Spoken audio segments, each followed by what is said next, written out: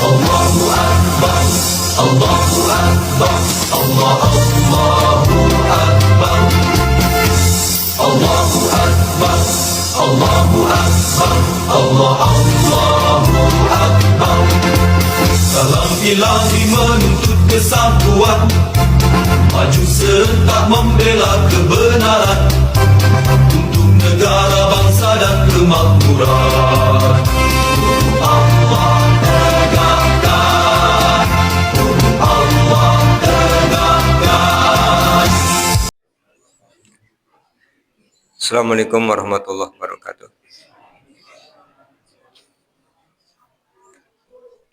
Innal hamdalillah nahmaduhu wa nasta'inuhu wa nastaghfiruh wa na'udzu billahi min syururi anfusina wa min sayyiati a'malina may yahdihillahu fala mudhillalah wa may yudlil fala hadiyalah. Asyhadu an la ilaha illallah wahdahu la syarika lahu wa anna Muhammadan abduhu wa rasuluh. Allahumma shalli ala Muhammad wa ala ali Muhammad kama shallaita ala Ibrahim wa ala ali Ibrahim wa barik ala Muhammad wa ala ali Muhammad kama barakta ala Ibrahim wa ala ali Ibrahim innaka Hamidum Majid. Bapak dan Ibu yang mudah-mudahan dirahmati oleh Allah. Syukur alhamdulillah malah senantiasa kita panjatkan kehadirat Allah Subhanahu wa taala atas limpahan nikmat yang telah Allah berikan pada kita. Salawat, salam dan keberkahan kita mohonkan kepada Allah agar senantiasa tercurah kepada Rasulullah Muhammad SAW dan keluarganya, sebagaimana Allah telah mencurahkan salawat, salam dan keberkahan kepada Nabi Ibrahim alaihissalam dan keluarganya. Masih di Kitabul Jum'ah, pada pekan yang lalu kita sudah sampai ke bab 26 ya, bab 26. Hadisnya 919. Malam hari ini kita akan mulai dari bab 27. Hadisnya 920. Imam Al-Bukhari memberi judul Babul Khutbati Qa'iman. Bab khutbah dengan berdiri. Wa qala Anasun, dan Anas telah berkata, Bainan Nabiyyu sallallahu alaihi wasallam yakhtubu qa'iman. Adalah Nabi sallallahu alaihi wasallam khutbah dengan berdiri. Dan ini sudah dipraktekkan sampai dengan di era kita sekarang ini.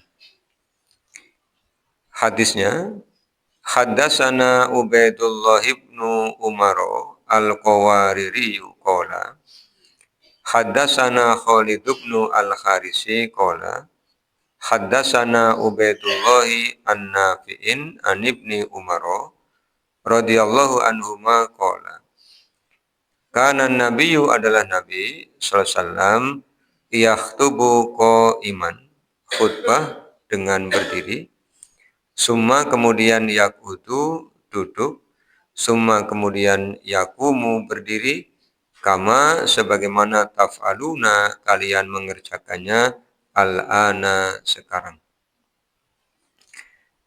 Dari hadis ke-920 ini kita bisa mengetahui Bapak dan Ibu bahwa Rasulullah SAW memberikan teladan ketika khutbah itu duduknya 2 kali ya. Yang pertama duduk ketika azan dikumandangkan. Ini sudah kita kaji di hadis sebelumnya. Yang bercerita adalah Muawiyah. Bahkan Muawiyah itu ketika muadzin azan, dia kemudian menirukan ucapan muadzin pada saat dia duduk di mimbar. Ini duduk sebelum khutbah berarti hitungannya. Kemudian Rasulullah berkhutbah. Setelah selesai, Rasulullah duduk sebentar, kemudian berdiri lagi. Sehingga kalau dihitung dari sebelum dan pada saat khutbah itu duduknya 2 kali. Tapi kalau yang pertama tidak dihitung ya duduknya 1 kali. Khutbahnya 2 kali, khutbah pertama dan kedua, sedangkan duduknya 1 kali. Ini untuk sholat Jumat. Kemudian ketika khutbah, Rasulullah SAW itu menghadap ke arah makmumah, ke arah jamaah. Dan makmumah, para sahabat itu menghadap ke arah Rasul. Bab 28-nya. Babu yastaqbilul imamul qauma wastiqbalin nasi al-imama idza khotbah. Bab imam menghadap ke arah orang-orang dan orang-orang menghadap ke arah imam ketika khutbah. Ini yang sekarang berkurang. Kalau khotibnya tetap menghadap ke arah makmumah. Makmumahnya yang tidak menghadap ke arah imam. Bisa nih. Ningkluk sih, ningkluk. Jadi kaum menunduk sekarang itu Pak ya. Sekarang itu banyak kaum menunduk ya. Satu ketika mendengarkan khutbah nunduk semua. Yang kedua ketika pada dolanan HP ya ningkluk. Sokin Pak. Orang kumpul megang HP semua kue ningkluk. Langga sing orang ningkluk. Langga sing dengar kono ningkluk. Makanya sekarang banyak kaum menunduk gitu. Khusus. Kalau dulu yang merunduk itu padi yang sudah penuh isinya ya. Sekarang orang-orang juga sudah penuh kayaknya. Nah ini sunnah ini yang sekarang ditinggalkan ya. Makanya Jumat besok ya harus melihat ke arah khotib. Nah, ketika khotib khutbah ya dengel, telengi. Disawang. Iya, bukan nyawangnya, tapi konsentrasi karena lagi dinasehati. Gitu ya. Orang kalau dinasehati ya madep dengan yang nasehati. Jangan dinasehati ningkluk. Manduk-manduk tapi jebule ngantuk. Kan. Bukan manduk-manduk tidur. Ini hadisnya begitu. Wastaqbala ibnu Umar wa Anasun radhiyallahu anhum al-imama. Ini diteladankan oleh dua orang sahabat yang dikutip oleh Imam Al-Bukhari bahwa Abdullah bin Umar dan Anas radhiyallahu anhum itu menghadap ke arah imam. Tapi ya tidak semua. Tidak semua jamaah Jumat kalau dikhutbahin ningkluk tidak semua. Tidak semua ningkluk. Sebagian besar. Berarti sebagian kecilnya tidak ningkluk. Tapi ningkluk nemen kan begitu. Berarti langkah sing melek gitu ya. Nah, ini. Kenapa sih kalau dihutbah pada ngantuk, Pak?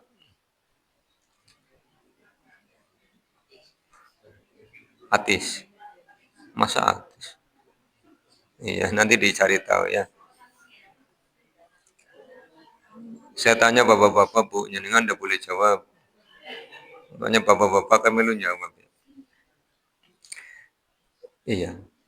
Coba Jumat besok dipraktekkan, begitu khutbah disampaikan, jangan ningkluk tapi dengar. Karena gini prinsipnya. Di Al-Quran surah Al-A'raf ayat yang ke-16 ya. Itu kan Allah Subhanahu wa taala menyampaikan rencananya iblis untuk memperdayai kita. Iblis kan mengatakan kepada Allah begini. Qala fa bima aghwaytani la aqudanna lahum siratal mustaqim. Kata iblis kepada Allah, atas sebab engkau menganggap aku sesat, maka aku akan duduk-duduk di atas jalanmu yang lurus. Mendengarkan khutbah lurus apa bengkok?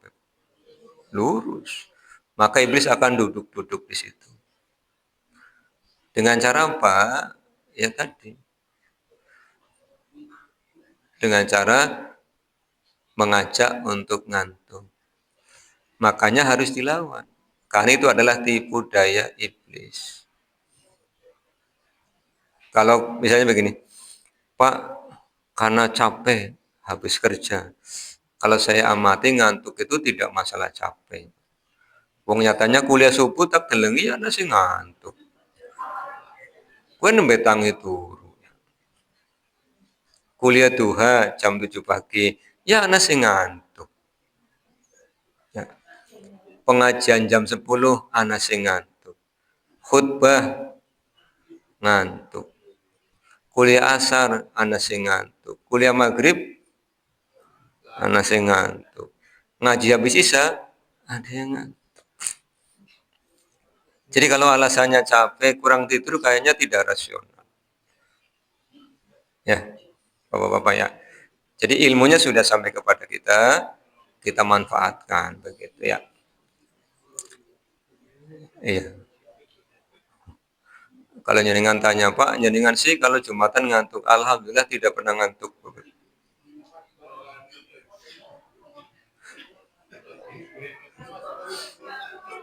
Tugas khutbah. Enggak, kemarin pas tanggal merah itu tidak tugas khutbah. Enggak, saya enggak ngantuk. Ya, karena tahu aturan, masa tahu aturan melanggar kan ya, malu kan ya Pak. Dan alhamdulillah khutbahnya sangat cepat. 5 menit selesai. Betul itu tugas khutbahnya 5 menit itu selesai. Hanya berwasiat, jangan tinggalkan sholat, jangan tinggalkan sholat, jangan tinggalkan sholat. Kemudian penutupnya dengan doa 2 menit, jadi 7 menit. Sholatnya 12 menit. Cepat. Saya duduknya paling pinggir, sebelah selatan. Pinggir tembok gitu. Nggak ngantuk, saya nyimak. Bisa nyatanya Pak. Jadi kalau bahasa orang kampung saya itu, walek hati dan pikiran. Tergantung hati dan pikiran. Kalau ke masjid niatnya ibadah, di antara bagian dari ibadah adalah mendengarkan khutbah, ya tidak akan ngantuk. Ya. Karena begini, Bapak Ibu, ketika iblis mengatakan kepada Allah akan memperdaya kita, dia akan memanfaatkan segala celah. Kapan kita diperdayai? Ketika kita lupa dengan Allah. Makanya yang kita kaji di kuliah subuh itu kan, sudah saya sampaikan pernyataannya Abdullah bin Mas'ud tentang ittaqullaha haqqa tuqatih. Dimensi yang ketiga adalah yuzkaru wala yungsa. Orang yang bertakwa itu orang yang selalu ingat kepada Allah dan tidak lupa. Karena ketika kita lupa, disitulah tipu daya setan itu masuk. Kadang tidak lewat kita, tapi lewat orang-orang di sekitar kita yang nanti efeknya sampai kepada kita. Ibu-ibu itu sering merasakan itu. Sebelum sholat ya ibu-ibu itu, kan sholatnya banyak yang di rumah. Yang punya anak-anak kecil itu. Ketika ibunya belum sholat, dia belum minta makan. Nanti ketika ibunya mau sholat, anak dadak minta makan. Ada yang minta dibuatin susu. Ada yang nyari baju tidak ketemu-ketemu. Rame, akhirnya ibunya tidak konsentrasi. Tadi tidak ngapa-ngapain. Pas ibunya mau sholat, tidak ada acara. Ini kan bagian dari tipu daya. Jadi tidak bisa lewat kita, lewat orang-orang yang ada di sekitar kita. Bahkan kadang-kadang lewat orang yang jauh. Ketika kita tidak hendak sholat, HP diam saja. Begitu mau sholat, tahu tuh, telepon masuk. Si mau menang baik, bareng masalah, telepon masuk. Diangkat, ngobrolnya suwe. Apa saja.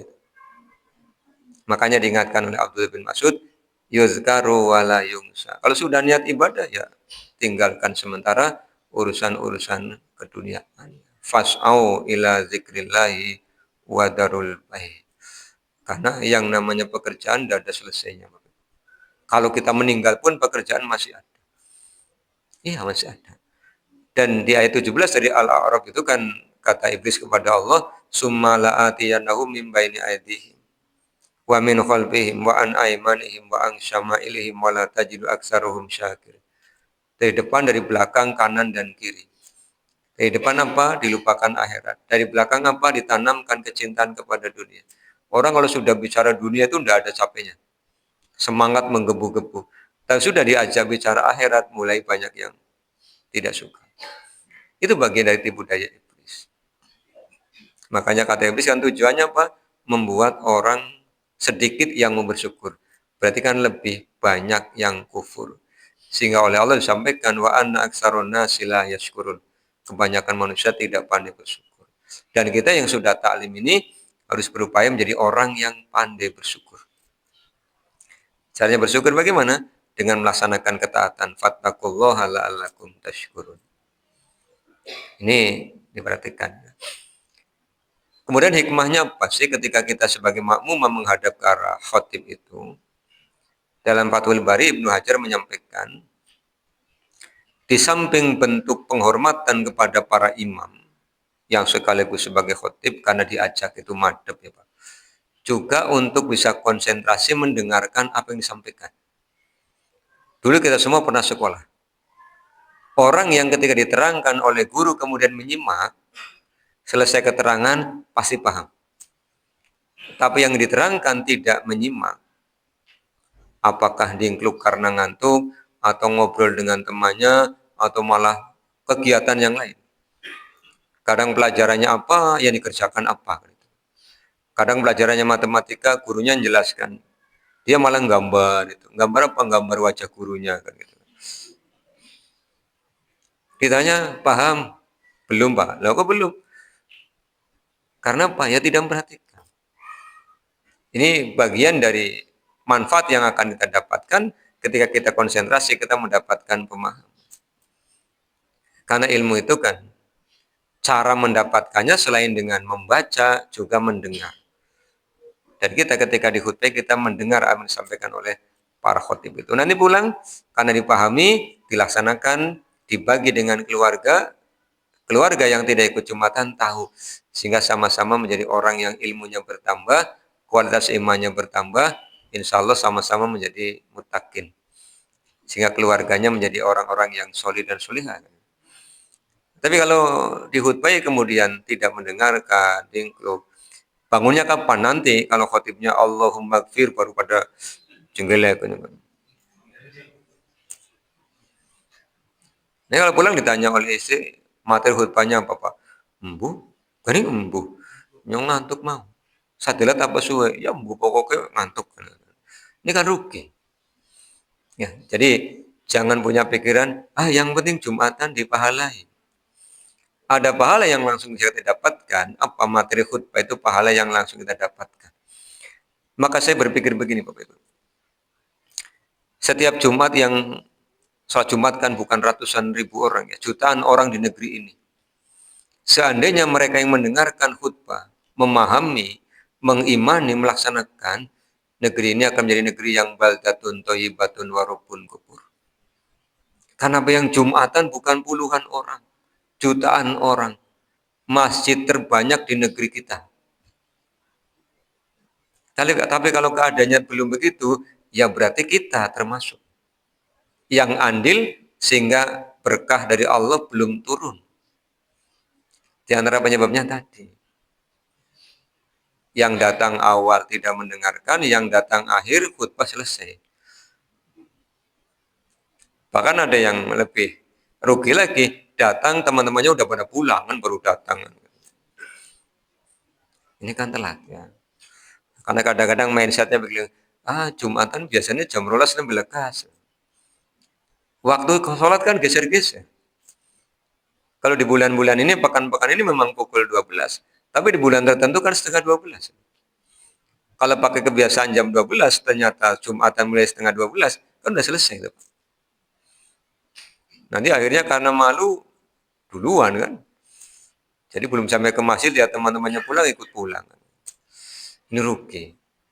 Ya, jadi belajar untuk menjadi orang mukmin, tidak hanya muslim.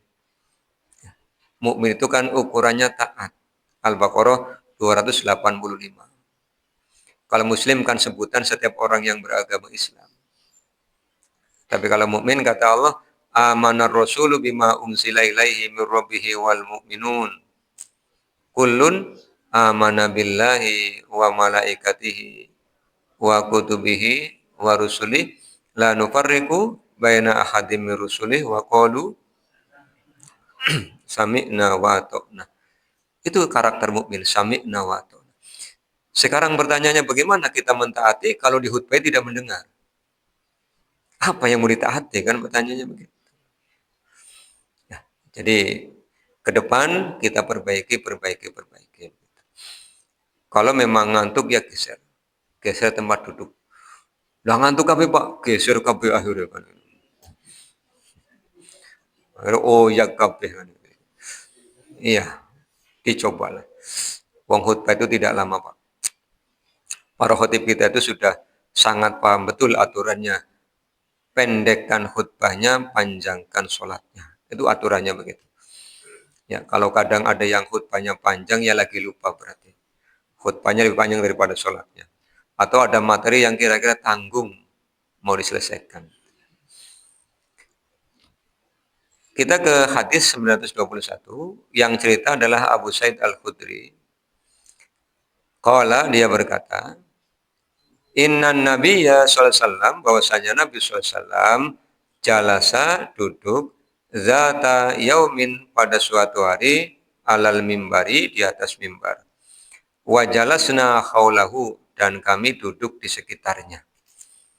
Ini para sahabat malah duduknya mengelilingi Rasulullah yang sedang duduk di atas mimbar. Itu dalil-dalilnya. Sekarang tentang para khotib itu setelah memuji Allah, sebelum menyampaikan materi khutbahnya mengucapkan amma ba'du. Babu man qala fil khutbati ba'da sana'i amma ba'du. Bab orang yang berkata pada saat khutbah sesudah as-sana'i. As-sana'i itu memuji Allah. Amma ba'du. Bapak Ibu tahu artinya amma ba'du?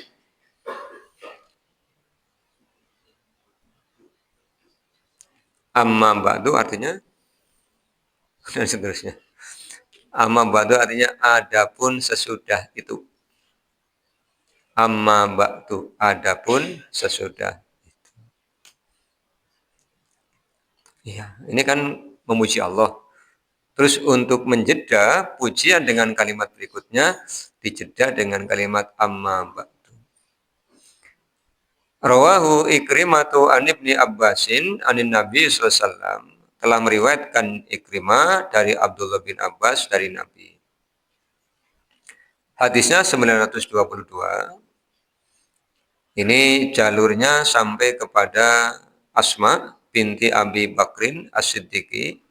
Ini saudarinya Ibunda Aisyah. Qalat dia berkata, Dakhaltu aku telah masuk ala Aisyata kepada Aisyah radhiyallahu anha. Wan nasu dan orang-orang yusalluna mereka salat. Qultu aku berkata, ma sya'nun nasi. Ini Ibunda Aisyah lagi salat. Kemudian Asma datang. Nah, ketika datang dia menanya Ibunda Aisyah.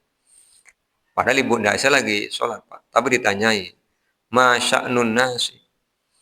Apa yang dikerjakan oleh orang-orang. Karena lagi sholat ditanyai kan tidak boleh jawab.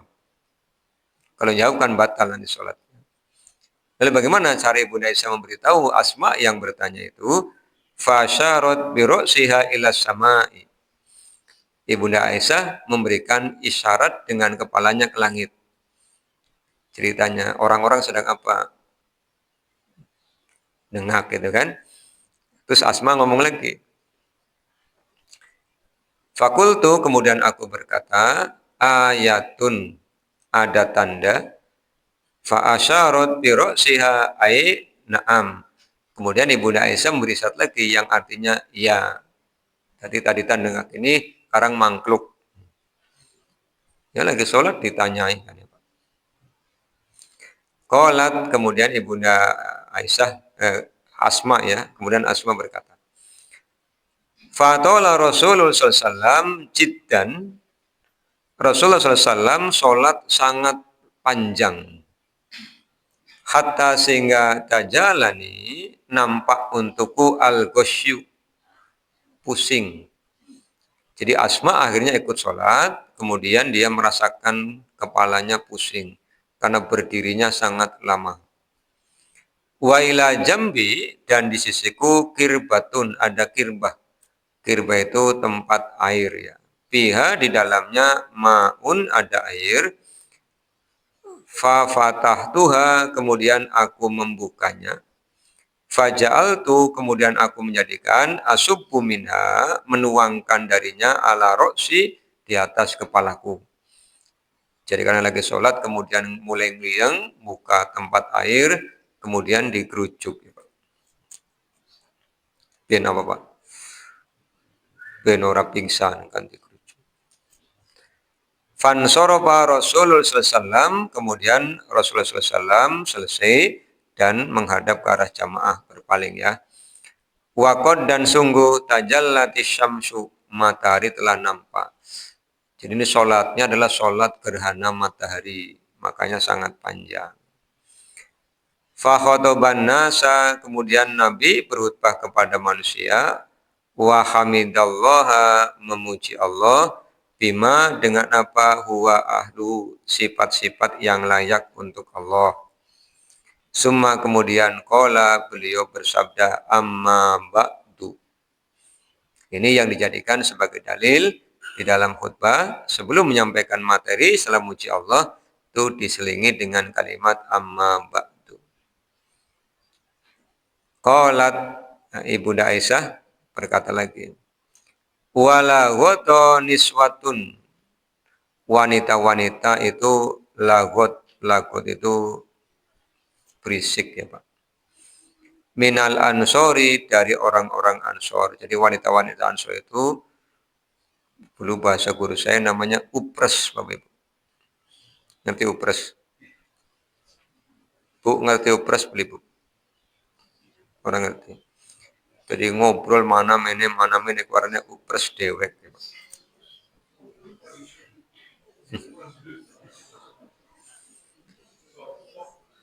Eh?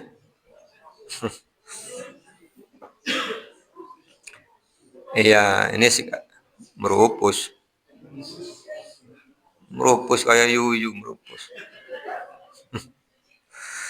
Iya, ini sekalian saya mau pesan ini. Yang ikut pengajian dari Kemis ya, tak pesan ini. Biasanya kalau ada yang khutbah ini masih pada ngobrol ibu-ibu ini. Pengajian yang hari Kemis ya. Kalau pasti kumandangan adzan, ibu-ibu dengar, kemudian ikuti. Lah nanti kalau sudah selesai adzan, kalau tidak hendak sholat sunnah, berdoa. Manfaatkan waktu yang mustajabah untuk berdoa. Kadang-kadang bapak-bapak lagi pada tahiyatul masjid, ibu-ibu pada upres, pleketak, pleketuk, pleketak, pleketuk. Iya, ya, mumpung ada materi yang pas tak ingatkan begitu ya. Nanti sampaikan yang ikut pengajian hari Kamis. Sama-sama gitu ya. Nanti sampaikan ya ibu-ibu ya. Iya, nanti kalau tidak diingatkan kan salah, dimasar jadi perkara, jenengan menggugat saya kan. Pak Misbah ngerti orang ngandani ya Allah kan yang dosa begitu ya. Kita ingatkan gitu ya. Di tempat lain juga pernah saya ingatkan begitu. Kadang-kadang begitu memang Bu. Tadi ketika belum adzan tidak ingat sesuatu. Begitu adzan datang ingat sesuatu dan harus disampaikan. Tahan dulu nanti. Tapi nanti kalau udah sholat, datang lalen. Mau pan ngomong apa ya? Ya tadi kembali kepada Al-A'raf ayat 16 tadi. Jadi cerdasnya setan itu ya di situ. Ngeling-ngeling apa? Wong kadang-kadang imam sudah takbir benda tak kelingan ngecak ngobrol kancane. Akhirnya apa? Masbuk ya. Imam wis maca Fatihah isi pleketak-pleketuk ngobrol bela. Ya rugi nemen. Udah, nanti dulu, nanti. Lah pas takbir malah kelingan. Kenyong iki pan ngomong pirang-pirang ya keling-eling kan begitu. Ini lah ketika ibu-ibu Ansor ini lagot yang pada upres itu fan kafa'tu ilaihinna, Ibu Aisyah kemudian datang kepada mereka la usakitahunna, meminta mereka untuk uskut, meneng. Ning ini sering ngelingna malah umono diam kayak tugasnya umum. Nah, ini Ibu Aisyah ngandani ibu-ibu ya supaya pada diam. Fakultu kemudian aku berkata li Aisyata kepada Aisyah. Makola apa yang beliau sampaikan. Jadi Asma tanya pada Ibu Aisyah, Rasul khutbahnya apa? Qalat Ibu Aisyah kemudian berkata, Qala Rasulullah bersabda, Ma min syai'in lam akun urituhu illa qad ra'aituhu fi maqami hada. Ma min syai'in. Tidak ada dari sesuatu lam akun urituhu yang diperlihatkannya kepadaku illa kecuali qad sungguh ra'aituhu aku melihatnya fi maqami hada dari tempatku ini. Jadi Rasulullah SAW itu oleh Allah diperlihatkan perkara-perkara goib. Maka kalimatnya diperlihatkan kepadaku. Sebab memang kata Allah SWT, perkara goib itu kan yang tahu Allah. Kata Allah kan wa ma kana Allahu liyudli'akum 'alal ghaibi walakinnallaha yajtabi mir rusulihi may yasha. Allah tidak akan memperlihatkan perkara yang goib kecuali kepada Rasul yang Allah kehendaki. Ada di Al-Quran surah Ali Imran, nanti ayatnya cari sendiri ya. Jadi kalau ada orang ngaku-ngaku tahu perkara goib, ini melanggar ayat ini. Di Al-An'am juga ada.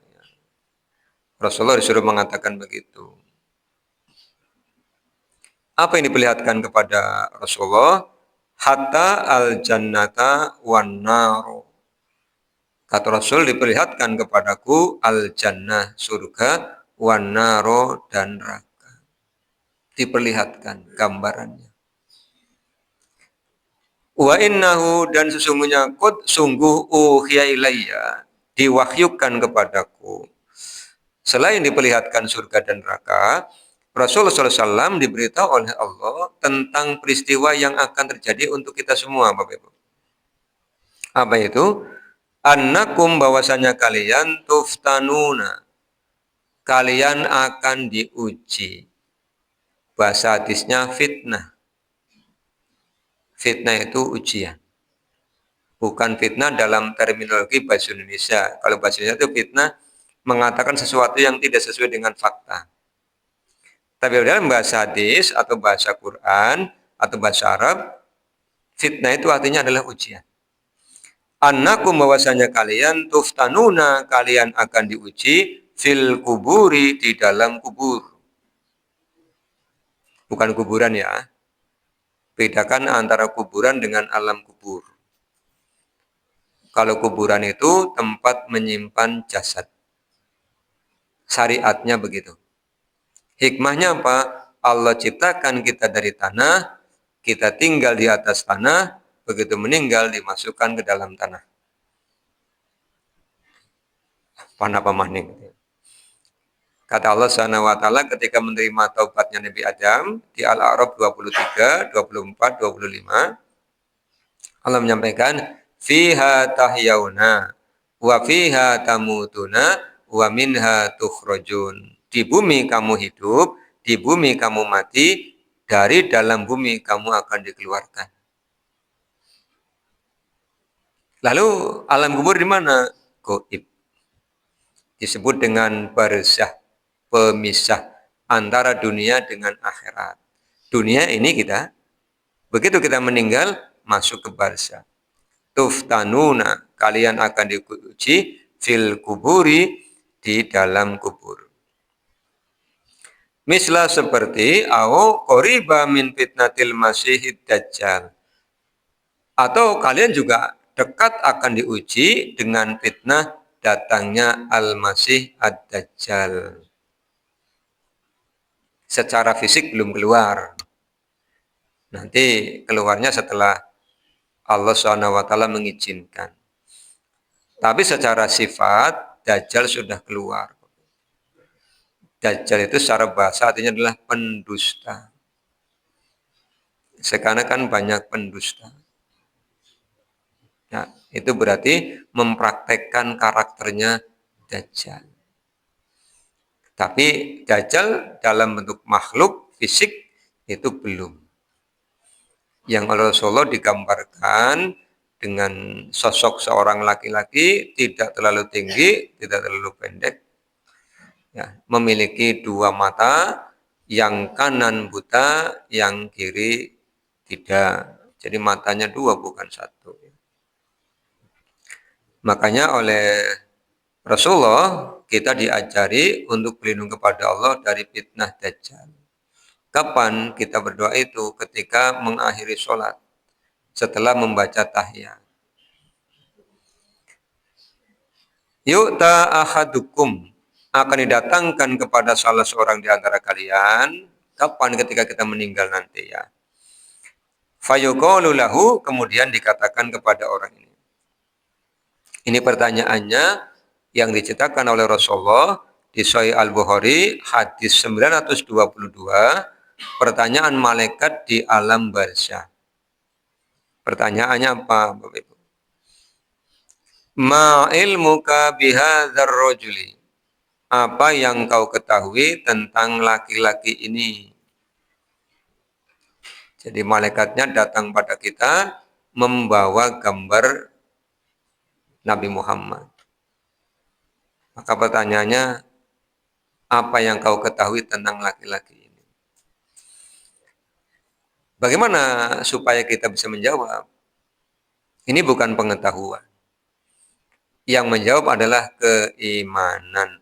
Maka kata Rasulullah, fa'ammal mu'minu, adapun orang mukmin yang bisa menjawab pertanyaan malaikat di barzah itu adalah orang mukmin.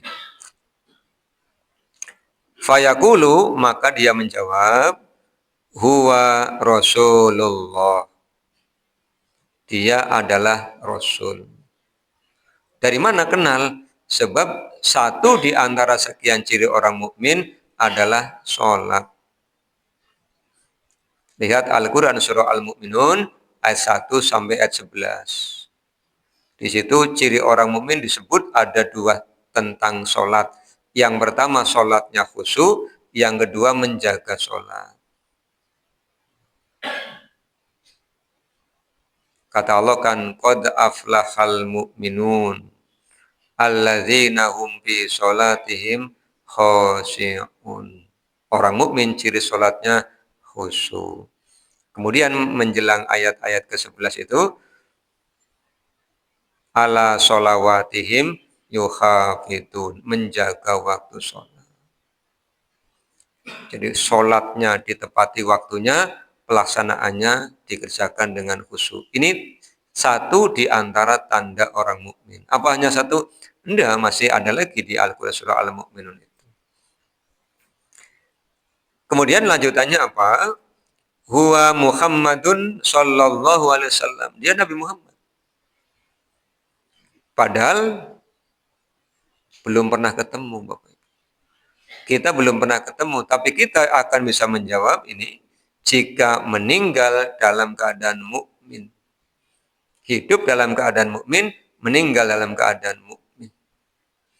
Makanya oleh Allah kan diwanti-wanti, ya ayyuhalladzina amanu taqullaha haqqa tuqatih wa la tamutunna illa wa antum muslimun. Saya kemarin baca tulisan tentang Fir'aun. Fir'aun itu sekarang sedang merasakan siksaan di barzah. Karena tiap pagi dan petang ditampakkan jahanam kepada dia. Ini kan belum siksaan yang sebenarnya, karena belum kiamat. Kemudian saya berpikir begini, Fir'aun jadi raja paling berapa tahun? Tapi sudah merasakan siksaan ribuan tahun. Belum nanti di jahanam yang sebenarnya setelah hari kiamat, khalidina fiha abada. Maka apa yang terlintas di pikiran saya, Bapak Ibu? Ketika kita hidup, jangan pernah hidup sekehendak hati. Bahasa gampangannya urip ora saonggrongan. Aja ngadiraken sugih kaken pola, ngadiraken duwe jabatan kaken tingkah, prangsane ora pan matin ya. Nah, iya. Kalau nikmat-nikmat ini digunakan untuk mentaati Allah, insya Allah selamat. Karena Quran kan cerita, ada dua orang raja yang solih dan ada dua orang raja yang durhaka. Dua orang raja yang solih kan Nabi Sulaiman. Jadi Nabi, jadi Rasul, jadi raja. Tapi dia sangat taat kepada Allah, selamat. Satunya Iskandar Zulkarnain, selamat. Tapi ada dua yang tidak benar. Satu Namrud, yang kedua Fir'aun. Dua-duanya tidak ada yang selamat. Makanya iya ya. Kadang-kadang ketika hidup menghalalkan segala cara, menikmatinya sebentar, tapi sengsaranya selama-lamanya. Makanya kita jadi orang mukmin itu setiap langkahnya harus diawali dengan sebuah pertanyaan. Ini halal apa tidak ya? Allahnya ridho apa tidak? Jangan pernah berpikir, halah urusan terima keri, ini orang celaka. Pikirannya dibalik, nantinya bagaimana? Bukan bagaimana nanti, nantinya bagaimana? Karena yang saya baca tentang Fir'aun itu, ya Allah, iya ya. Jadi raja mung paling puluhan, pander-pander atusan tahun, tapi sengsaranya wis ewan tahun. Itu belum masuk jahanam. Apalagi nanti. Jasadnya bisa panjangnya lihat lewat media. Atau nanti barangkali ada yang mau pergi umroh, mampir ke Mesir. Barangkali mau lihat. Jadi tontonan. Ya, makanya hadis ini, yuk menyemangati kita. Supaya selamat dunianya, selamat di barzahnya, selamat di mahsyar, dan terakhir selamat di atas sirat. Iya, itu kan ujian terakhirnya. Ja'ana bil bayyinati. Nabi Muhammad datang kepada kami membawa al-bayyinah. Ini Al-Qur'an. Karena kata Allah, Al-Qur'an adalah hudal linnasi wa bayyinatin minal huda wal furqan. Al-Baqarah 185. Wal huda, ini juga. Kemudian ketika Al-Qur'an datang kepada kita, bagaimana kita bersikap? Fa'amanna. Kita mengimani. Buktinya Quran mengatakan wa aqimus shalah, kita sholat. Quran mengatakan wa atuz zakah, kita zakat. Quran mengatakan ya ayyuhalladzina amanu istanibu katsiran minadh-dhon. Wahai orang beriman, jauhi dari kalian berprasangka. Kita jadi orang yang berbaik sangka. Itu namanya mengimani Quran. Quran mengatakan kutiba alaikumusiyam, insyaallah Ramadan kita shom. Itu namanya beriman. Quran mengatakan wa wasainal insana biwalidayhi hamalatu ummuhu wahnan ala wahni wa fisalu fi amaini aniskurli wali walidayka ilayal masir. Kita punya kewajiban bakti kepada orang tua, kita lakukan. Namanya kita menerima, mengimani. Kemudian wattaba'na, kita mengikuti Al-Qur'an. Apapun yang Allah inginkan kita lakukan dengan penuh kerelaan. Wasoddaqna, dan kita membenarkan. Makanya tadi di awal sudah saya sampaikan, bagaimana kita bisa mendengarkan? Diawali dengan mendengarkan. Membenarkan tidak mungkin tanpa mendengarkan. Fayuqulu lahu, kemudian dikatakan kepada orang yang bisa jawab tadi, nam solihan. Tidurlah wahai orang solih. Jadi di barzah, orang-orang terdahulu sudah meninggal dunia itu dalam keadaan tidur, Pak. Maka tidak ada arwah gentayangan. Tidak ada. Al-Quran surah Al-An'am 61-62, Allah menyampaikan, Summaruddu ilallahi maulahumul haq. Begitu cabut ruh dan jiwanya, dikembalikan kepada Allah. Jadi tidak ada kemudian dalam aturan Al-Quran, dalam keyakinan Al-Islam itu, tidak ada dalil yang menerangkan 7 hari sekitar pekarangan. Itu tidak ada.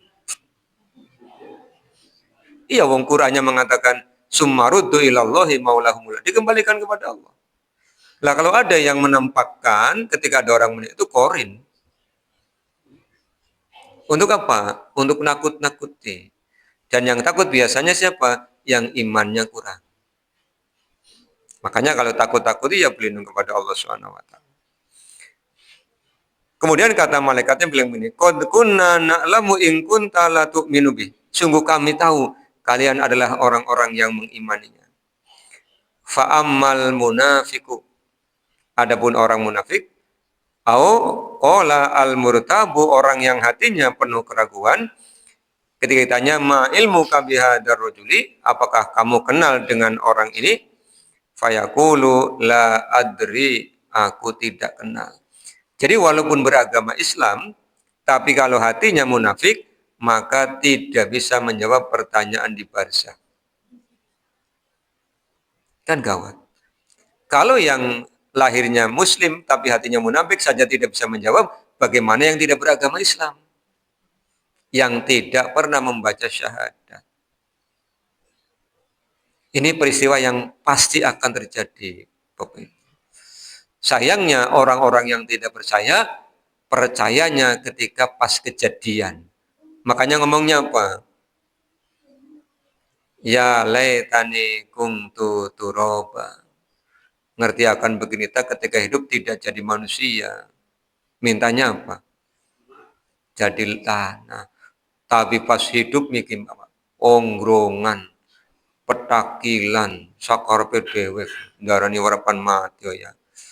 Dong mati terus nyerah kan begitu ya. Ini pengingat bagi kita semua, karena setiap Jumat kita ketemu di kajian ini, berarti setiap 7 hari usia kita dikurangi. Usia kita dikurangi. Semakin dekat pertemuan kita dengan Allah Subhanahu wa taala, jangan sampai kemudian semangatnya malah kendor. Ibaratnya garis finish sudah nampak, maka harus semakin semangat. Sehingga oleh Allah kan diwanti-wanti, wala tamutunna illa wa antum muslimun. Yang terakhir Bapak Ibu kami ingin sampaikan, bermohonlah kepada Allah Subhanahu wa taala, kita sampaikan kepada Allah, ya Allah hidupkan kami dalam iman, wafatkan kami dalam Islam. Supaya apa? Supaya kita mendapatkan yang kita cita-citakan, husnul khotimah. Ditambah, jadilah orang yang istiqomah. Yang sudah jadi orang baik, pertahankan. Jangan coba-coba nyicipi maksiat. Bukan pas lagi maksiat mati. Su'ul khotimah. Terus orang pantas wis tua-tua pada maksiat. Sing nom-nom pada tobat malah sing tua metu ongkrongannya. Na'udzubillah. Ya, jadilah orang-orang yang istiqomah. Demikian, mudah-mudahan menyemangati kita semua. Kita tutup dengan baca doa kafaratul majlis.